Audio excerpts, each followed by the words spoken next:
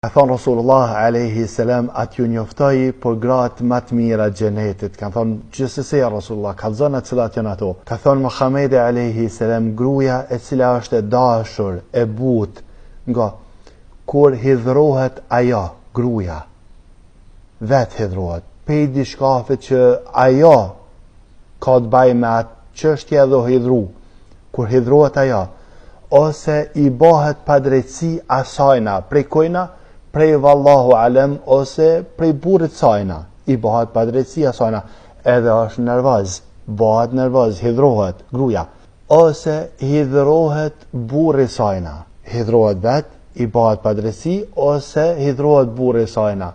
Në këto tri raste çka bën kjo gruaja që e ka përshkruar Muhamedi alayhi salam si gruaja më e mirë e xhenetit, ka thonë Muhamedi alayhi salam, kjo grua në këto raste i thot burrit vetë që dora jam.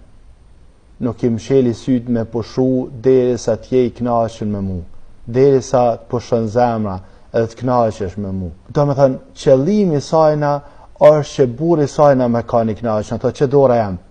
Edhe nuk pushoj, edhe nuk rahatohena derisa pajtohemi, edhe të rahatohemi, edhe të pushon zemra. Ky lloj grave, ka thënë Muhamedi alayhi salam, janë gratë më të mira xhenetit. Ato që qëllim prej qëllimeve kanë që burri i tyne me kanë i kënaqur, edhe nuk flajnë vese duke qenë burri i tyne i kënaqur me to. Mos harroni o muslimane që Allahu azza wa jall u ka bë obligim që me kanë burri ju i kënaqur me juve, jo dikush për njerëzve. Allahu azza wa jall e ka caktuar këtë rregullore në dunja. Burrit duhet me kanë i kënaqur me ty, por shkak se nuk funksionon ryshje vese duke qenë burri i kënaqur me ty.